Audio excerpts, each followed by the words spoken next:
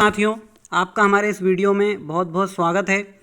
आज हम हिंदी पेडोलॉजी का जो अगला हमारा चैप्टर है भाषा के कार्य, इससे संबंधित 50 क्वेश्चनों के बारे में इस वीडियो में समझने वाले हैं। तो आप इस वीडियो को ध्यान से देखिएगा। साथ ही अगर आपने अभी तक हमारे चैनल को सब्सक्राइब नहीं किया है तो आप हमारे चैनल को सब्सक्राइब कर लीजिएगा, जिससे कि जो वीडियो है वो आप तक जैसे ही हम यहाँ से वीडियो अपलोड करें आप तक पहुँच जाए। और हमने इस चैनल पर जो हमारी हिंदी पेडोलॉजी है उसकी और जो बाल विकास है और जो ईवीएस अभी ईवीएस के कुछ वीडियो अभी कम हैं, बाकी हम इसके वीडियो भी आपको डेली प्रोवाइड करवाएंगे। तो इनके हमने अलग अलग प्लेलिस्ट बना दी है, तो आप हमारे चैनल में जाकर अगर पुराने वीडियो देखना चाहें जो अगर आपसे छूट गए हैं तो उनको भी आप प्लेलिस्ट में जाकर देख सकते हैं। तो चलिए अब हम हमारा जो टॉपिक है उसकी बात करने वाले हैं, शुरू करते हैं। हमारा आज का जो टॉपिक है उसका नाम है भाषा के कार्य। भाषा के कार्य के मोस्ट इंपॉर्टेंट 15 क्वेश्चन हम इस वीडियो में समझने वाले हैं। तो बहुत ध्यान से आप इन प्रश्नों को पहले सुनिएगा और फिर समझ के उत्तर दीजिएगा। हम उसके बाद आपको उत्तर बताएंगे। तो चलिए, हमारा पहला प्रश्न है, भाषा का प्रमुख कार्य क्या है? केवल मनोरंजन करना, विचारों और भावों का संप्रेषण करना, केवल लिखना सिखाना, केवल परीक्षा पास कराना। तो इसका सही उत्तर हो जाएगा ऑप्शन नंबर बी, भाषा एवं विचारों का भावों का संप्रेषण करना। चलिए अगला प्रश्न हमारा भाषा किसका प्रभावी माध्यम है? क्या भाषा संप्रेषण का प्रभावी माध्यम है, गणना का, चित्रकारी का या खेल का? तो इसका सही उत्तर हो जाएगा ऑप्शन नंबर ए, भाषा जो है वो संप्रेषण का प्रभावी माध्यम है। अगला हमारा प्रश्न है, भाषा का सामाजिक कार्य क्या है? भाषा का सामाजिक कार्य क्या है? समाज में विचारों और भावनाओं का आदान प्रदान करना, केवल शब्द याद कराना, केवल व्याकरण पढ़ाना, केवल लेखन कराना। तो इसका सही उत्तर हो जाएगा ऑप्शन नंबर ए, समाज में विचारों एवं भावनाओं का आदान प्रदान करना। अगला प्रश्न हमारा, भाषा व्यक्ति को अपनी भावनाएं व्यक्त करने में सहायता करती है, यह भाषा का कौन सा कार्य है? जो भाषा है वो व्यक्ति को अपनी भावनाएं व्यक्त करने में सहायता करती है, यह भाषा का कौन सा कार्य है? तो इसका सही उत्तर हो जाएगा ऑप्शन नंबर ए, यह भाषा का भावात्मक कार्य है। अगला प्रश्न है, किसी व्यक्ति द्वारा सूचना देने के लिए भाषा का प्रयोग करना किस कार्य को दर्शाता है? सूचनात्मक कार्य, भावात्मक कार्य, मनोरंजनात्मक कार्य या सौंदर्यात्मक कार्य? तो इसका सही उत्तर हो जाएगा ऑप्शन नंबर ए, सूचनात्मक कार्य। अगला प्रश्न, भाषा के माध्यम से किसी को आदेश देना किस कार्य का उदाहरण है? नियामक कार्य, भावात्मक कार्य, सौंदर्यात्मक कार्य या व्यक्तिगत कार्य? तो आदेश देना जो हो गया नियामक कार्य हो गया। क्या हो गया? नियामक कार्य। अगला प्रश्न है, चलिए अगला प्रश्न है हमारा, दरवाज़ा बंद कर दो, यह भाषा के किस कार्य का उदाहरण है? तो इसका सही उत्तर हो जाएगा नियामक कार्य। इसका सही उत्तर क्या हो जाएगा? नियामक कार्य। अगला प्रश्न, मुझे आज बहुत खुशी हो रही है, भाषा के किस कार्य को दर्शाता है? तो खुशी होना, दुखी होना, ये सब भाव है, तो ये भावात्मक कार्य हो जाएगा। सही उत्तर क्या हो जाएगा? भावात्मक कार्य। अगला प्रश्न है, भाषा का संपर्कात्मक कार्य किससे संबंधित है? तो संपर्कात्मक कार्य जो होगा वो संबंध स्थापित करने से होगा। किससे होगा? संबंध स्थापित करने से, ना कि आदेश देने से, ना कि सूचना छुपाने से, ना कि कविता पढ़ने से। अगला प्रश्न है हमारा, नमस्ते आप कैसे हैं, मुख्यतः भाषा के किस कार्य का उदाहरण है? तो जब हम किसी से मिलेंगे, किसी से संपर्क होगा, तभी तो हम पूछेंगे कि आप कैसे हैं। तो सही उत्तर क्या हो जाएगा? संपर्कात्मक कार्य। अगला प्रश्न, भाषा का ज्ञानात्मक कार्य किससे संबंधित है? भाषा का ज्ञानात्मक कार्य किससे संबंधित है? ज्ञान प्राप्त करने और व्यक्त करने से, केवल मनोरंजन से, केवल भावनाओं से, केवल आदेश से? तो इसका सही उत्तर हो जाएगा ऑप्शन नंबर ए, ज्ञान प्राप्त करने और व्यक्त करने से। अगला प्रश्न, बालक भाषा के माध्यम से सबसे पहले क्या सीखता है? सामाजिक व्यवहार और अपने परिवेश से जुड़ना, कठिन व्याकरण, साहित्य का इतिहास या अलंकार? तो इसका सही उत्तर हो जाएगा ऑप्शन नंबर ए, सामाजिक व्यवहार और अपने परिवेश से जुड़ना। अगला प्रश्न, भाषा सीखने में सामाजिक परिवेश का क्या महत्व है? बहुत अधिक महत्व है, बिल्कुल महत्व नहीं है, केवल परीक्षा तक महत्व है या केवल लिखने में महत्व है? तो भाषा सीखने में सामाजिक परिवेश का बहुत महत्व है, यानी कि ऑप्शन नंबर ए हमारा सही उत्तर हो जाएगा। अगला प्रश्न है हमारा, भाषा का सांस्कृतिक कार्य क्या है? संस्कृति एवं परंपराओं को एक पीढ़ी से दूसरी पीढ़ी तक पहुंचाना, केवल व्याकरण सिखाना, केवल मनोरंजन करना, केवल बोलना सिखाना? तो इसका सही उत्तर हो जाएगा ऑप्शन नंबर ए, संस्कृति और परंपराओं को एक पीढ़ी से दूसरी पीढ़ी तक पहुंचाना। अगला प्रश्न है हमारा, लोकगीत भाषा के किस कार्य को प्रमुखता से प्रदर्शित करते हैं? लोकगीत जो हमारे हैं वो भाषा के कौन से कार्य को प्रदर्शित करते हैं?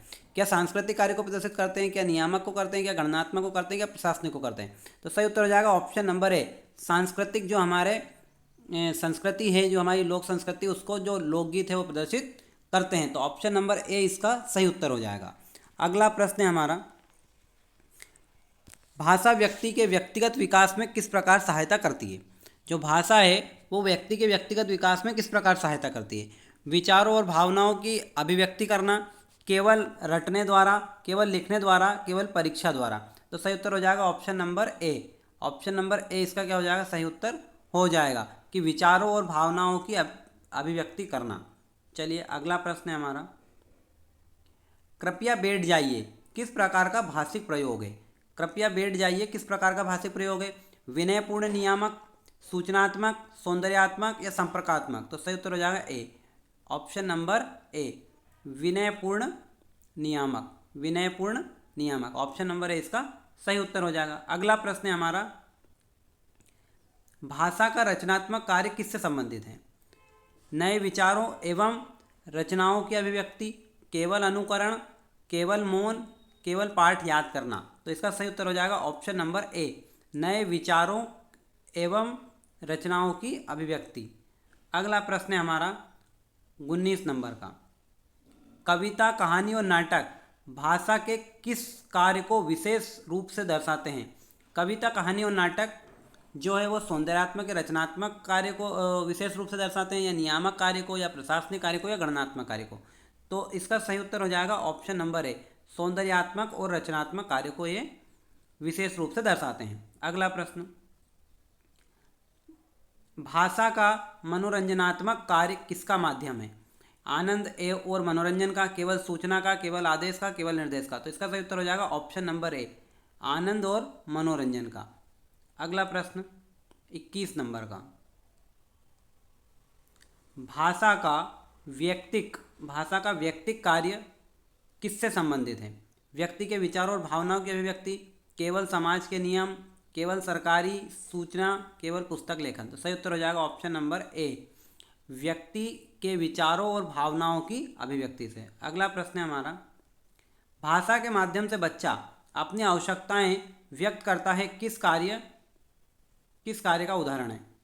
भाषा के माध्यम से जो बच्चा है वो अपनी आवश्यकताएं व्यक्त करता है कि मुझे ये चाहिए, मुझे ये खाना है, इस तरह से। तो ये भाषा के किस कार्य का उदाहरण है? क्या व्यक्तिक, सौंदर्यात्मक, सांस्कृतिक या मनोरंजनात्मक? तो सही उत्तर हो जाएगा ऑप्शन नंबर ए, व्यक्तिक। अगला प्रश्न है, मुझे पानी चाहिए यह कथन किस कार्य को दर्शाता है? आवश्यकता परक, व्यक्तिक या सौंदर्यात्मक या सांस्कृतिक या मनोरंजनात्मक? तो सही उत्तर हो जाएगा ऑप्शन नंबर ए, आवश्यकता परक, व्यक्तिक। अगला प्रश्न है हमारा 24 नंबर का, भाषा का नियामक कार्य मुख्यतः किस में दिखाई देता है? निर्देश, आदेश और नियमों में, कविता में, कहानी में या गीत में? तो इसका सही उत्तर हो जाएगा ऑप्शन नंबर ए, जो नियामक आदेश है वो निर्देश, आदेश और नियमों में दिखाई देता है। अगला प्रश्न है, कक्षा में शोर मत करो भाषा के किस कार्य का उदाहरण है? तो ये नियामक कार्य का उदाहरण है कि आदेश, निर्देश, अभी हमने पढ़ा आदेश, निर्देश और नियम, ये कार्य में आते हैं, नियामक में आते हैं। अगला प्रश्न है, भाषा का सूचनात्मक कार्य किसका आदान प्रदान करता है? तो ये तथ्यों और सूचनाओं का आदान प्रदान करता है। अगला प्रश्न है, समाचार पत्र भाषा के किस कार्य को मुख्य रूप से प्रस्तुत करता है? सूचनात्मक, भावात्मक, नियामक या संपर्कात्मक? तो सही उत्तर हो जाएगा ऑप्शन नंबर ए, सूचनात्मक। अगला प्रश्न, भाषा के माध्यम से ज्ञान का निर्माण और पुनर्निर्माण किससे जुड़ा हुआ है? ज्ञान का निर्माण और पुनर्निर्माण, तो देखो 3 ऑप्शन में केवल लिखा है तो तीनों गलत हो जाएंगे। ऑप्शन नंबर ए इसका सही हो जाएगा संज्ञानात्मक विकास, संज्ञानात्मक विकास। अगला प्रश्न है, बालक प्रश्न पूछकर ज्ञान प्राप्त करता है, इसमें भाषा का कौन सा कार्य प्रमुख है? ज्ञानात्मक, मनोरंजनात्मक, सौंदर्यात्मक या नियामक? तो इसका सही उत्तर हो जाएगा ऑप्शन नंबर ए, ज्ञानात्मक। अगला प्रश्न 30 नंबर का, भाषा और चिंतन का संबंध है, दोनों में घनिष्ठ संबंध है, दोनों का कोई संबंध नहीं है, केवल लेखन में संबंध है, केवल परीक्षा में संबंध है? तो कोई संबंध नहीं है भी गलत, लेखन में और परीक्षा में भी गलत। सही उत्तर हो गया ऑप्शन नंबर है, दोनों में घनिष्ठ संबंध है। भाषा और चिंतन में घनिष्ठ संबंध है, क्योंकि हम जिस भाषा में सोचेंगे उसी में तो चिंतन कर पाएंगे। अगला प्रश्न है हमारा, भाषा के माध्यम से विचारों को व्यवस्थित करने की क्षमता किससे संबंधित है? विचारों को व्यवस्थित करना है भाषा के माध्यम से। चिंतन, अनुकरण, मनोरंजन या शारीरिक विकास। सही उत्तर हो जाएगा ऑप्शन नंबर ए, चिंतन। अगला प्रश्न, वाह कितना सुंदर दृश्य है भाषा के किस कार्य का उदाहरण है? भावात्मक, नियमात्मक, सूचनात्मक या संपर्कात्मक? सही उत्तर हो जाएगा भावात्मक। उसके मन में भाव आया कि वाह कितना सुंदर दृश्य है, तो ये उसके मन का भाव है। सही उत्तर हो जाएगा ऑप्शन नंबर ए, भावात्मक। अगला प्रश्न है, आज विद्यालय बंद रहेगा।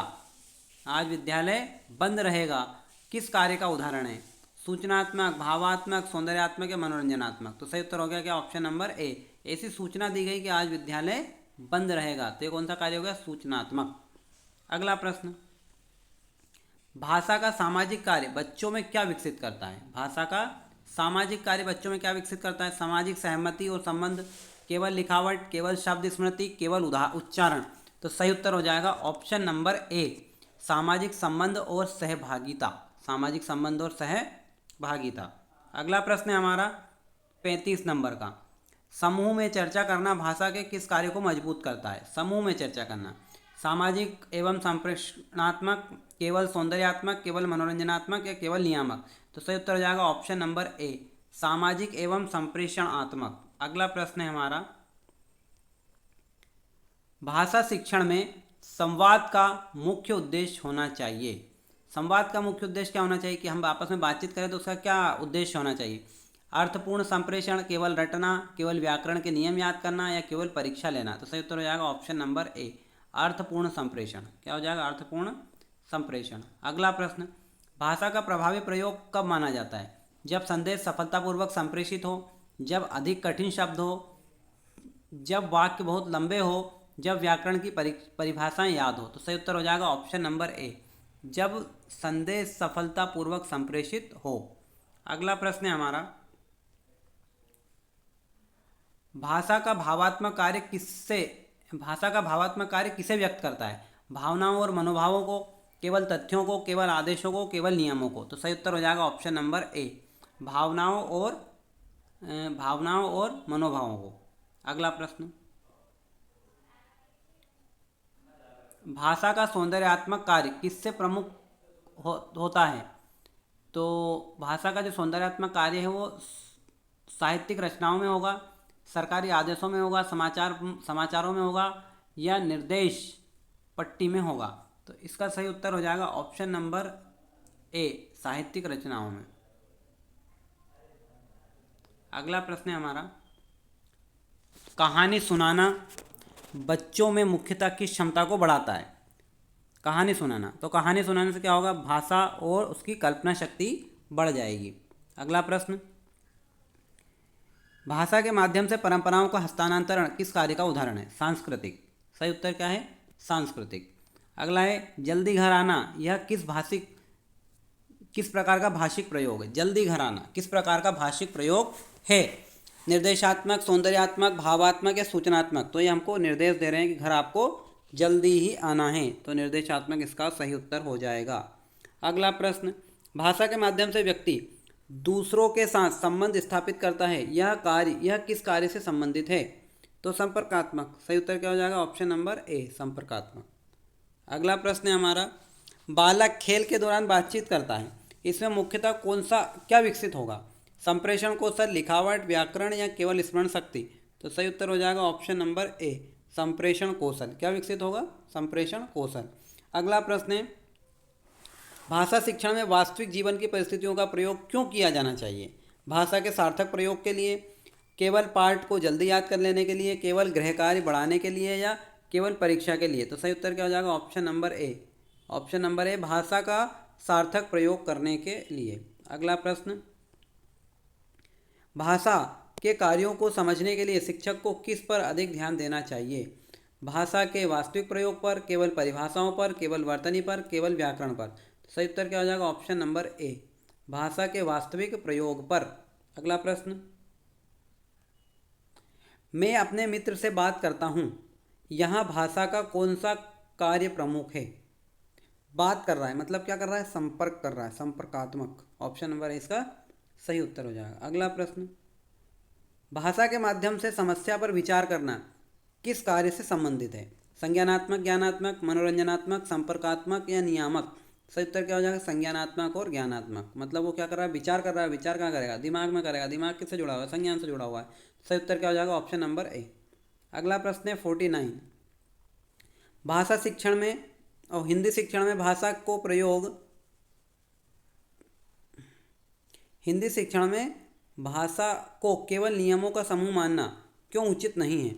भाषा संप्रेषण और सामाजिक व्यवहार का माध्यम है, भाषा में व्याकरण नहीं होता, भाषा में बोलने का माध्यम है, या भाषा केवल साहित्य के लिए है? तो सही उत्तर क्या हो जाएगा? ऑप्शन नंबर ए। ऑप्शन नंबर ए इसका सही हो जाएगा। भाषा संप्रेषण और सामाजिक व्यवहार का माध्यम है। 50 नंबर का और अंतिम प्रश्न। भाषा के विभिन्न कार्यों को ध्यान में रखते हुए भाषा शिक्षण का सर्वोत्तम उद्देश्य क्या है? बालक को प्रभावी और अर्थपूर्ण संप्रेषण योग्य बनाना। बस यही उत्तर इसका सही हो जाएगा। तो ये हमारे 15 क्वेश्चंस थे जो कि हिंदी पेडोलॉजी से जुड़े हुए थे। और हिंदी पेडोलॉजी का ये टॉपिक का नाम था भाषा के कार्य, मतलब भाषा के कार्य के मोस्ट इम्पोर्टेंट 15 क्वेश्चंस ही हमारे थे जो हमने इस वीडियो में सॉल्व करें। अब अगला टॉपिक जो रहेगा वो हमारा जो बाल विकास चल रहा है उसमें हमने वो पियाजे को पढ़ लिया है। अब हम उसमें पढ़ने वाले हैं पावलाव को। तो अगला वीडियो उधर पावलाव का होने वाला है। और हिंदी शिक्षण में जो अगला वीडियो होगा वो आपको हम बता देंगे कि अगला जो टॉपिक है वो कौन सा है, वो देखना पड़ेगा। उसके बाद में हम उसके वीडियो भी इस पर डेली अपलोड कर रहे हैं, एक दो वीडियो। तो आप इनको देखते जाइए, इससे परीक्षा में आपको काफ़ी हेल्प मिलने वाली है। और आप हमारे चैनल को सब्सक्राइब जरूर कर लीजिएगा ताकि हम और अच्छे वीडियो बना पाएँ और हमें भी मोटिवेशन मिल पाए। चलिए अगले वीडियो में मिलेंगे, तब तक के लिए जय हिंद, जय भारत, बहुत बहुत धन्यवाद।